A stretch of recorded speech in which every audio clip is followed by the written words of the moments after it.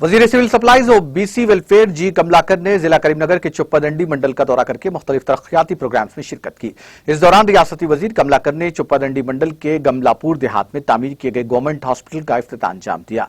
तकरीब से खिताब करते हुए रियासती वजीर कमलाकर ने गमलापुर देहात के अवाम को पीने के पानी की मौसर सरबराही, सड़कों की तामीर के अलावा अवाम को दरपेश दीगर अहम बुनियादी सहूलतें मुहैया करने का तयक्कुन दिया।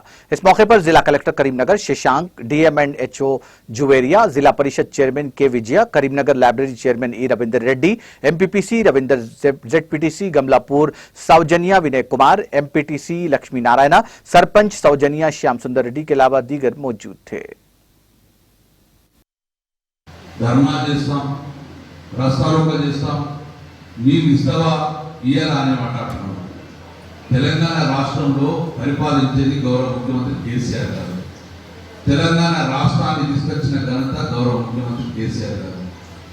ఈ రాష్ట్రంలో ఎన్ని చెరువులు నిండినాయి, ఎంత బీడు భూములు ఉన్నాయి, ఎంత పంట సాగుతుందని భారతదేశంలో ఈ ముఖ్యమంత్రి తెలిసినట్టు ఏ ముఖ్యమంత్రి తెలియదు। తెలంగాణ రాష్ట్రాన్ని సస్యం చేయాలని తపనతో ఉన్న ముఖ్యమంత్రి కేసీఆర్ గారు ప్రపంచ తెలంగాణ రాష్ట్రంలో దందాలకు దరఖాస్తులకు అవకాశం లేదని భావిస్తూ చాలా జటిలమైన సమస్యగా భావిస్తున్నారు। ఒక మాట మాత్రం చెప్పగలుగుతాం।